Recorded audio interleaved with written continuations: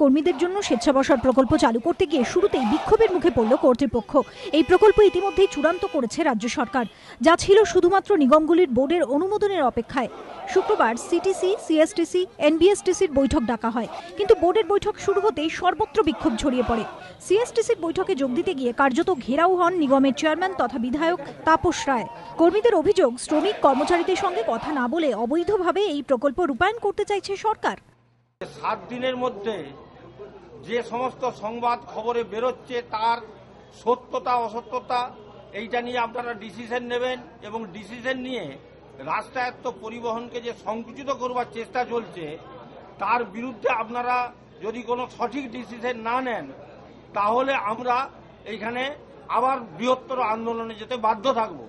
স্বেচ্ছাবসর প্রকল্প প্রস্তাব পাশ করাতে বোর্ড মিটিং চলাকালীন কর্মীদের বিক্ষোভ হয় সিটিসি দফতরেও। সূত্রের খবর, স্বেচ্ছাবসর প্রকল্পের পাশাপাশি নিগমের সংখ্যাও কমিয়ে আনছে রাজ্য সরকার। সিদ্ধান্ত হয়েছে কলকাতা ট্রাম কোম্পানি, কলকাতা রাজ্য পরিবহন নিগম ও ভূতল পরিবহন নিগমকে এক ছাতার তলায় নিয়ে আসা হবে। এই মর্মে শুক্রবার প্রস্তাব পাশ হয় রাজ্য মন্ত্রিসভার বৈঠকে ঠিক হয়েছে নিগমগুলির স্থাবর অস্থাবর সম্পত্তির বিস্তারিত তথ্য সংগ্রহ করে সেই সম্পত্তিকে কিভাবে আয় বৃদ্ধির কাজে লাগানো যায় তা খতিয়ে দেখা হবে। এ ব্যাপারে দায়িত্ব দেওয়া হচ্ছে একটি বেসরকারি সংস্থাকে। দীপক ঘোষের রিপোর্ট, এবিপি আনন্দ, কলকাতা।